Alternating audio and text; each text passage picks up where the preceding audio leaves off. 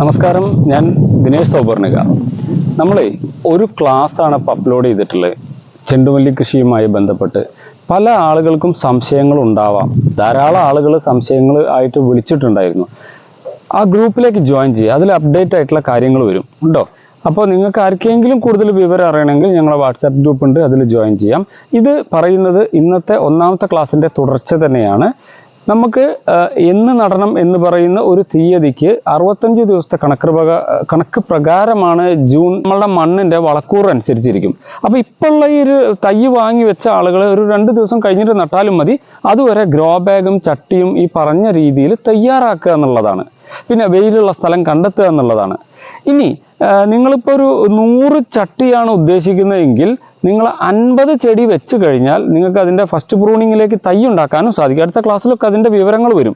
അപ്പോൾ നിങ്ങളിപ്പോൾ grow bag അല്ലെങ്കിൽ ചട്ടി മണ്ണൊക്കെ തയ്യാറാക്കിയിട്ട് നല്ല രീതിയിൽ ഒരുക്കി വെക്കുക. തൈ ഉണ്ടെങ്കിൽ നടുക.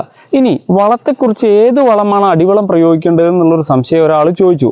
നിങ്ങളെ കയ്യിൽ ഏത് ജൈവവളമാണ് ഉള്ളത് എങ്കിൽ അത് ഉപയോഗിച്ച് ഗ്രോ ബാഗിൻ്റെ അടിഭാഗത്ത് കുറച്ച് കരിയിലകളും മണ്ണൊക്കെ ഇട്ടിട്ട് അല്ലെങ്കിൽ മണ്ണുമായി മിക്സ് ചെയ്തിട്ടിട്ട് അതിൻ്റെ മേലെ വീണ്ടും കരിയിലകളിട്ട് മണ്ണിട്ട് ഓൾട്ടർനേറ്റ് ലെയേഴ്സ് ആയിട്ട് അതിലാണ് നിങ്ങൾ കുഴിച്ചിട്ടുണ്ട്. അത് നിങ്ങൾ ഏത് ജൈവവളമാണോ ഇപ്പം കിട്ടുന്നത്, ഇനി ഏതാണെന്ന് തീരുമാനിക്കേണ്ട. ചാണകപ്പൊടി ആവട്ടെ, എല്ലുപൊടി ആവട്ടെ, വേപ്പും മണ്ണാക്കാവട്ടെ, മറ്റെന്ത് സാധനം ആയിക്കോട്ടെ, അത് നിങ്ങൾ ഈ ഗ്രോ ബാഗിൽ നിറയ്ക്കുക എന്നുള്ളതാണ്.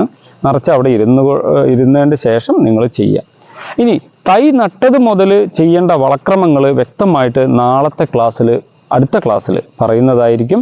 അപ്പോൾ നിങ്ങൾ തൈ നട്ട ആളുകളും ഇനി തൈ നടാൻ ആഗ്രഹിക്കുന്ന ആളുകളും എന്തൊക്കെ ചെയ്യണമെന്ന് നാളെയാണ് പറയുക. ഇപ്പം നിങ്ങൾക്ക് കൂൾ ഓഫ് ടൈമാണ്. നിങ്ങൾ തൈ കളക്ട് ചെയ്യുക, നിങ്ങൾ ഗ്രോ ബാഗും മണ്ണും റെഡിയാക്കുക, നിലം റെഡിയാക്കുക, വരമ്പാണെങ്കിൽ വരമ്പ് റെഡിയാക്കുക. വരമ്പിലാണെങ്കിലും അടിവളം എന്നുള്ള തോതിൽ ഒരു ലെയറായിട്ട് ജൈവവളങ്ങളോ കരിയിലകളോ ഒക്കെ നിറച്ച് വെക്കുക. അത് മണ്ണൊരുക്കി അതിലേക്ക് ഇന്ന് നട്ട ആളുകളുണ്ട്, കുറേ ആളുകൾ ഇന്ന് തൈ നട്ടിട്ടുണ്ട്, നാളെ നടുന്ന ആളുകളുണ്ട്, മറ്റന്നാൾ നടുന്ന ആളുകളുണ്ട്. നിങ്ങൾ ഇന്നും നാളെയും മറ്റന്നാളായിട്ട് തൈ നടുക. അതവിടെ സെറ്റാക്കി വെക്കുക എന്നുള്ളതാണ് ആദ്യമായി ചെയ്യുന്നത്. ഇത് റിപ്പീറ്റ് ആയിട്ട് നിങ്ങൾക്ക് തോന്നാം, പുതിയ ആളുകൾക്ക് കൂടി പറയുന്നതാണ്. ഇത് നമ്മളെ ഇൻട്രൊഡക്ഷൻ ക്ലാസ്സുകളാണ്. 1-2 ക്ലാസ് ഇൻട്രൊഡക്ഷൻ ആണ്.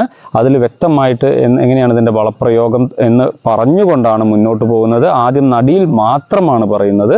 നിങ്ങൾക്ക് 2 രീതിയിൽ നടാം. ഒരു ചെടിയും അടുത്ത ചെടിയും തമ്മിൽ 40 സെൻറ്റിമീറ്റർ അകലം ഉണ്ടായിരിക്കണം എന്ന കാര്യമാണ് പറയുന്നത് കേട്ടോ. നിർബന്ധമായിട്ടും 40 സെൻറ്റിമീറ്റർ അകലം ഉണ്ടായിരിക്കണം. ഇനി വരമ്പ് രൂപത്തിൽ നടുന്ന ആളുകളാണെങ്കിൽ 2 അടി വീതിയുള്ള വരമ്പാണ് നിങ്ങൾ ഒരു നീളത്തിലുള്ള വരമ്പ് 2 അടി വീതിയിലാണ് എടുത്തതെങ്കിൽ വരമ്പിൻ്റെ 2 വശങ്ങളിലുമായിട്ട് നിങ്ങൾക്ക് 2 തൈ നടാം. അപ്പോൾ നമുക്ക് ഏകദേശം 40 സെൻറ്റിമീറ്ററിൻ്റെ ഗ്യാപ്പ് എന്നുള്ള കണക്കാക്കിയിട്ട് വരമ്പിൻ്റെ 2 വശത്ത് നട്ടാൽ അടുത്ത വരമ്പിൻ്റെ സൈഡിലൂടെ പോയിട്ട് പൂ പൊട്ടിക്കാനും സാധിക്കും. ഇനി ചെറിയ വരമ്പാണെങ്കിൽ ഉണ്ടാകാവുന്ന ഒരു പ്രശ്നം, കൂലി ചെലവ് കൂടുതലാണ്. ഒരു ചെറിയ വരമ്പ് ഉണ്ടാക്കാൻ ചെലവ് കൂടും എന്നതുകൊണ്ട് ഇനി ഇന്നും നാളെയൊക്കെ ആയിട്ട് വരമ്പുണ്ടാക്കി നടാൻ ആഗ്രഹിക്കുന്ന ആളുകൾ വീതി കൂടിയ വരമ്പുണ്ടാക്കുക. 2 അടിയോ 3 അടിയോ വീതിയുള്ള വരമ്പ് ഉണ്ടാക്കിയിട്ട് അതിൽ 40 സെൻറ്റിമീറ്റർ അകലം കീപ്പ് ചെയ്യണ തരത്തിൽ സിക്സാഗ് ആയിട്ട് ട്രയാങ്കിൾ ഷേപ്പിലൊക്കെ ആക്കിയിട്ടൊക്കെ തൈ വെക്കാം. എന്തായാലും ഡിസ്റ്റൻസ് വേണം എന്നുള്ള കാര്യം മാത്രമാണ്. വരമ്പിൽ ചെയ്യുമ്പോൾ നമുക്ക് കൂടുതൽ വളർച്ച കിട്ടും. ഗ്രോ ബാഗിനേക്കാൾ വളർച്ച ഉണ്ടായിരിക്കും. പക്ഷെ ഗ്രോ ബാഗിലാണെങ്കിലും വളർച്ച കിട്ടാൻ കൂടുതൽ വളം പ്രയോഗിച്ചാൽ മതി. അപ്പോൾ നിലത്ത് കുഴിച്ചിടുന്ന ആളുകളും വരമ്പിൽ കുഴിച്ചിടുന്ന ആളുകളും ഡിസ്റ്റൻസ് കീപ്പ് ചെയ്യുക. ഇനി ഈ 40 എന്നുള്ള ഒരു കണക്കൊന്നുമില്ല, 30 ആക്കിയാൽ ചെടികൾ തമ്മിലുള്ള അകലം കുറയും തോറും പൂ ഉണ്ടാവുന്നതിൻ്റെ അളവ് കുറയും.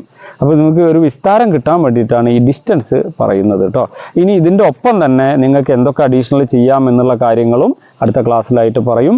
അപ്പോൾ നല്ലൊരു ചെണ്ടുമല്ലി കൃഷി നിങ്ങൾക്ക് ചെയ്യാൻ സാധിക്കട്ടെ.